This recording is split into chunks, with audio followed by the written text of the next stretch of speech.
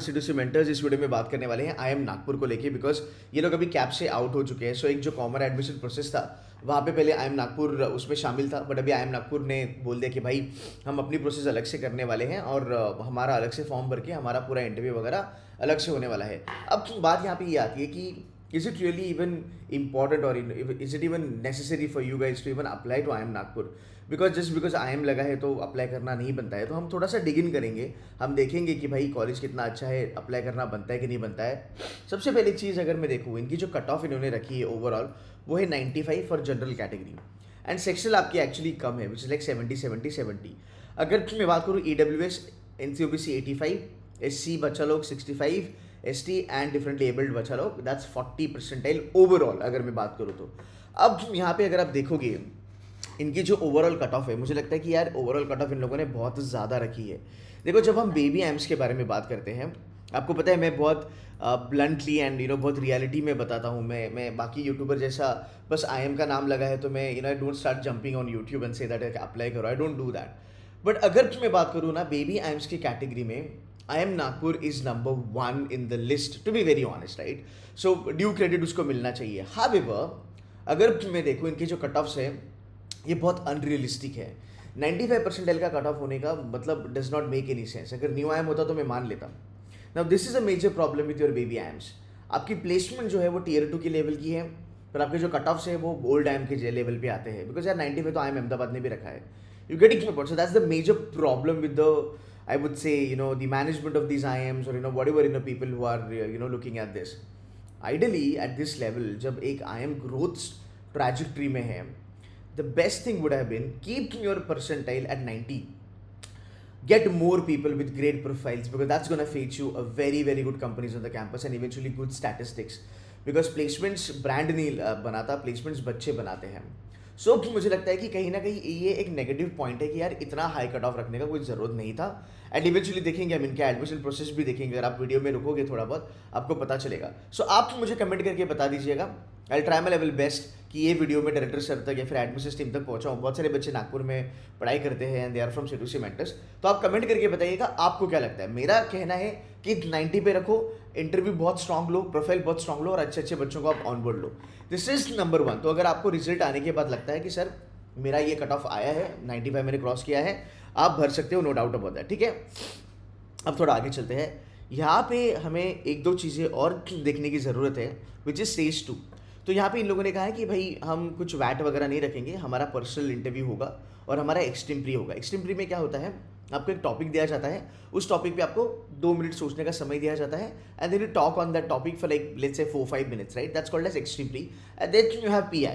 Now what is interesting is stage number 3। अगर आप यहाँ पे देखोगे इन्होंने ये बोला है कि जो फाइनल मेरिट लिस्ट आएगी, तो मान लो अगर आपने 95 परसेंटाइल क्रॉस किया है, आपको बाय डिफॉल्ट कॉल आ जाएगी। मतलब अगर आप जनरल वाले हो, 70 और 95 आपने क्रॉस कर लिया, कॉल आनी आपको। उसमें कोई प्रोफाइल शॉर्टलिस्ट वगैरह कुछ भी नहीं है, तो ये एक अच्छी बात है। Cut off clear, call short आ जाएगी आपको। फिर आप जाओगे एक्सट्रीम प्री करोगे, आप PI दोगे, उसके बाद देखो क्या होगा, जो फाइनल एडमिशन होगा वो इसके ऊपर डिपेंडेंट होगा। अब ये वाला थोड़ा सा अगर आप देखोगे, यहाँ पे दिया है 45% इसका वेटेड कैट के स्कोर को, मतलब again they are trying to get CAT score heavy. इसके बाद अगर आप देखोगे PI के लिए मात्र 20% का वेटेज है, which I believe is not that a great thing. Extreme pre के लिए 5% है, तो कुल मिला के 25% जो आपका वेटेज है वो गया है आपके PI को, मतलब इंटरव्यू प्रोसेस को। इसके बाद अगर आप देखोगे 6% का वेटेज है पास्ट एकेडमिक रिकॉर्ड, 9% का वेटेज दिया है आपके वर्क एक्सपीरियंस को, okay, and 5% has given for your academic diversity and 10% has been given for your gender diversity. Now लड़कियों को यहाँ पे बहुत फ़ायदा होगा क्योंकि 10% यहाँ पे आपको मिलेगा। अगर आप फीमेल कैंडिडेट हो और अगर आपको वर्क एक्स हैं, सोने पे सुहागा, आपका सिलेक्शन होने के चांसेस बहुत ज़्यादा है। अगर आप लड़की हो, अगर आपको वर्क एक्स है एंड अगर आप नॉन इंजीनियर हो तो भाई बात ही बन गई। You getting my point? So even at a very low percentile you should be able to convert this call. अब यहाँ पे अगर आप देखोगे क्या चीज़ें दिख के आती है कि IIM नागपुर को वर्क एक्स वाले लोग ज़्यादा चाहिए। एंड अगर आपको वर्क एक्स वाले लोग ज़्यादा चाहिए तो यार आपने कैट का वेटेज 45% रखा है, आपने PI का पूरा वेटेज 25% रखा है, ये मेरे समझ में नहीं आता। जहाँ पे मैं देखता हूँ I am Calcutta, I am Ahmedabad 48% से लेके 50% का वेटेज रखते हैं अपनी इंटरव्यू प्रोसेस को। वहाँ पे आई एम नागपुर मात्र 25% वेटेज देता है अपनी इंटरव्यू प्रोसेस को। सो इवेंचुअली अगर आपको ज़्यादा वर्किंग्स वाले बच्चे ही चाहिए तो यार कट ऑफ घटा दो ना, और उनको पीआई में ग्रिल करो, उनको वर्किंग्स के 5% मार्क्स दे दो या 4% मार्क दे दो, उनको पीआई में ग्रिल करो, एकेडमिक्स पे देखो। एंड जेंडर डाइवर्सिटी तो ठीक है, अच्छी बात है, नथिंग रॉन्ग विद दैट। सो ये कहीं ना कहीं मेरे को ना समझ में नहीं आ रहा, बट चलो ठीक है, ये मेरा पॉइंट ऑफ व्यू है, मैं इसके साथ अग्री नहीं करता। बच्चों के लिए क्या यहाँ पे फायदेमंद है? बच्चों के लिए 2-3 चीज़ें फायदेमंद है। देखो, अगर आप लड़के हो और अगर आप नॉन इंजीनियर हो और अगर आपके लिए वर्किंग से आप फायदे में हो, आप जनरल वाले हो, .95% पे भी आप नागपुर कन्वर्ट कर सकते हो, ये बहुत अच्छी बात है। अब अगर मैं बात करूँ SC, ST एंड PWD के बच्चों के लिए, even for that matter EWS वाले जो बच्चे हैं, 85% पे भी आप कन्वर्ट मार सकते हो अगर आपका ये स्टैटिस्टिक्स है। आई एम श्योर कि आप इंटरव्यू में भी थोड़ा बहुत अच्छा कर ही लोगे, no doubt about that. General engineering male, yes if you got a work ex, आपके लिए फायदा होगा। आप एकेडमिक डाइवर्सिटी और जेंडर डाइवर्सिटी के मार्क्स शायद से लड़कों के लिए ये प्रॉब्लम हो सकता है, बट लड़कियों के लिए फायदा है। सो इसमें मोटा मोटी हमें 2-3 चीजें दिख के आती है। Number 1, that I M Nagpur is obsessed with CAT का score, that's number 1। Number 2, they want more female candidates on board, which is fair, no doubt about that. And number 3, they also want non engineers on board. तो भाई ये रहा आपका एक कुल मिला के लेखा जोखा इनके इंटरव्यू प्रोसेस का। अब आप अपना पास्ट एकेडमिक रिकॉर्ड जो है, कितने मार्क्स आपको मिलेंगे वो कैलकुलेट कर सकते हो। यहाँ पे अगर आप देखोगे, अगर आपको 10th में 90 के ऊपर है तो आपको 10 मिलेंगे, अगर आपको 12th में 90 के ऊपर है तो 10 on 10 मिलेंगे, अगर आपको यूजी, यार कंसिडरिंग यूजी ऑल्सो, अगर आपको यूजी में 90 के ऊपर है तो आपको 10 मिल सकते हैं, राइट। सो ये सब चीज़ें हैं। अब देखो यहाँ पे आपको सब चीज़ें पता चलेगी मेरे ख्याल से। यहाँ पे वर्किंग्स का भी है।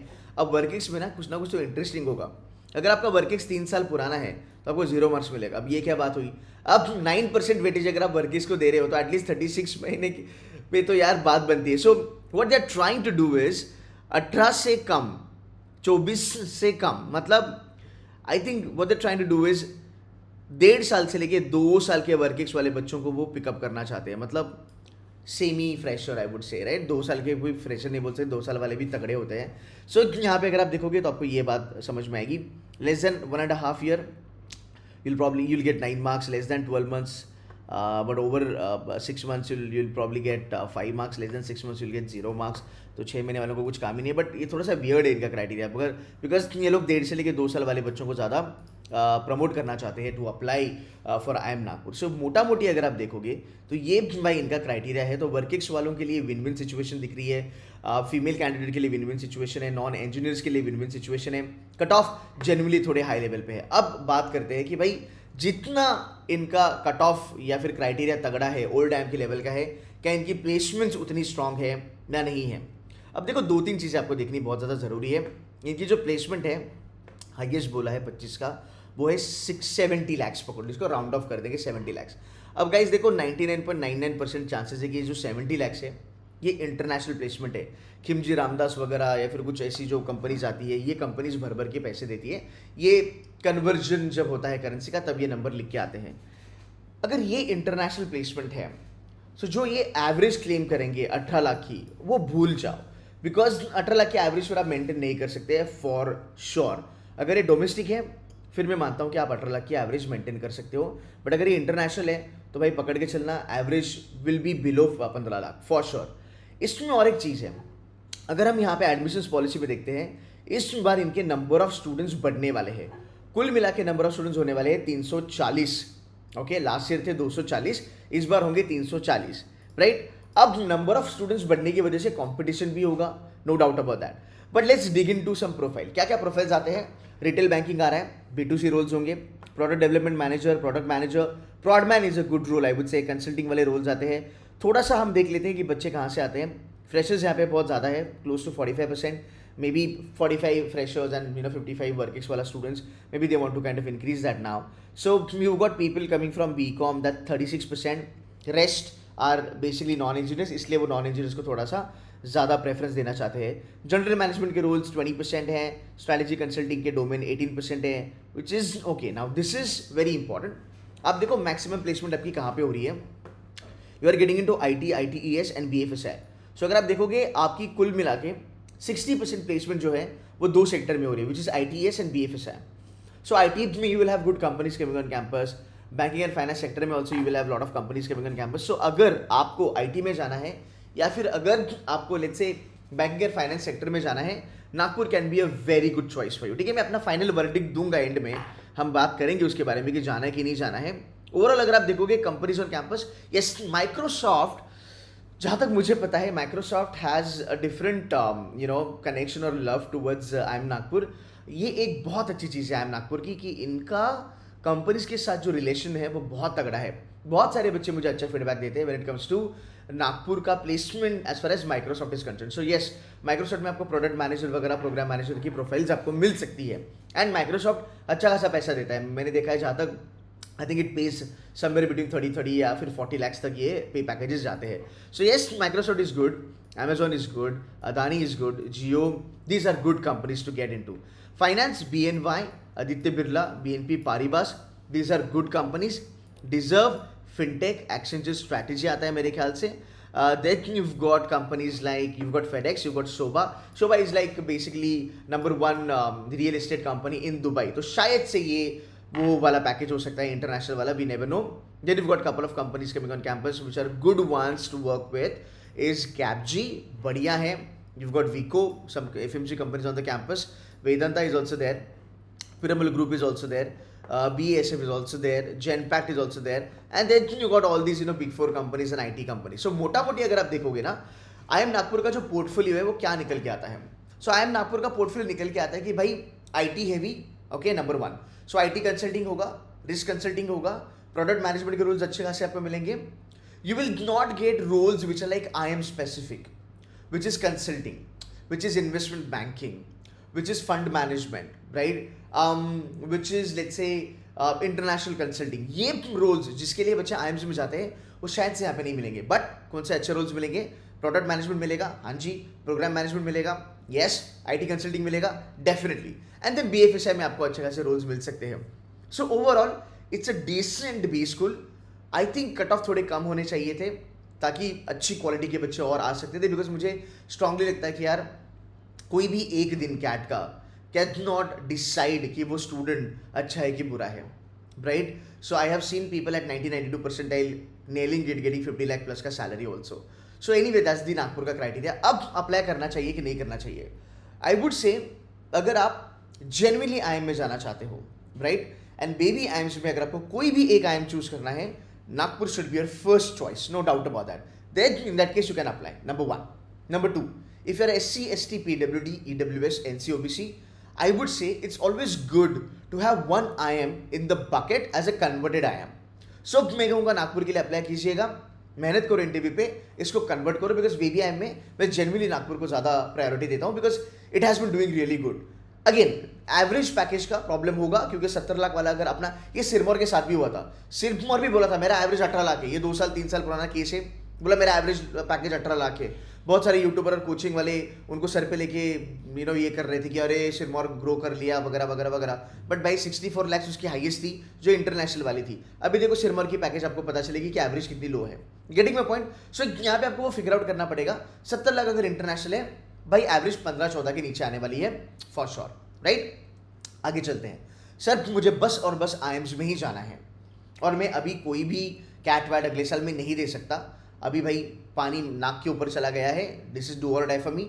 गो ahead and fill up Nagpur. It is any time better than Jammu, Vizag, Sirmaur, Bodhgaya, Sambalpur, yada yada yada. तो डेफिनेटली आप फॉर्म भर सकते हो. बट अगर आपको लगता है कि नहीं यार, I have got 95 percentile and I am looking for MDI, I am looking for IFT, TIS, I'm probably looking at new IIMs. I'm looking at colleges like SIBM Pune. I'm looking at other top-notch colleges like Jamnalal Bajaj, Narsi Monji वगैरह वगैरह वगैरह. फिर IIM Nagpur को apply करने का कोई ज़रूरत आपको नहीं है बिकॉज उन कॉलेजेस में आपको इनसे बेटर प्लेसमेंट मिलने वाली है. At the end of the day तो प्लेसमेंट जो आपको यहाँ पे दिख रही है, आई थिंक माइक्रोसॉफ्ट वगैरह 2-3 कंपनी अगर छोड़ूँ तो बाकी जो प्लेसमेंट वाली कंपनीज है वो Tier 2 में भी आती है. I think great at such. But yes, it's a very good IIM and it's one of the growing IIM. वो क्रेडिट मैं IIM नागपुर को देना चाहूँगा. सो मेरा वर्डिक्ट ये होगा कि अगर बजट है, पैसे हैं, IIM नागपुर भरना चाहते हो भर सकते हो. बाद में जब न्यू IIM वगैरह कन्वर्ट होगा आप छोड़ छाड़ के बोल सकते हो कि भाई मुझे न्यू IIM में चलना है. बट फिलहाल it's worth applying, not a problem at all. But yes, there is one last thing I want to tell you. अगर आपका आई एम नागपुर हो भी गया, मेक श्योर कीजिएगा कि आप टॉप 30% में हो या आप टॉप 1/3 में हो, तभी जाके आपको बड़े बड़े नंबर्स की पैकेजेस लग सकती है। अगर आप बॉटम में रहोगे तो शायद से आपको प्रॉब्लम होगी। ठीक है गाइज, ये जेन्युइन एंड ऑनेस्ट रिव्यू था मेरी तरफ से। मेरे चैनल पे ऐसे बहुत सारे वीडियोस आने वाले हैं जहाँ पे हर एक अच्छा टीयर 2 को मैं एक्चुअली एनालाइज करूंगा और आपको बताऊंगा कि आपको अप्लाई करना चाहिए कि नहीं करना चाहिए। So if you liking this video, please hit like, subscribe to my channel and put some nice comment, and if you have any doubt you can put it in the comment. I'll be more than happy to answer it. That's it from my side guys. I'll see you in the next video, but make sure करना कि subscribe करो, ऐसे बहुत सारे college reviews के videos आपके लिए lined up है। That's it from my side guys. Take care and bye bye.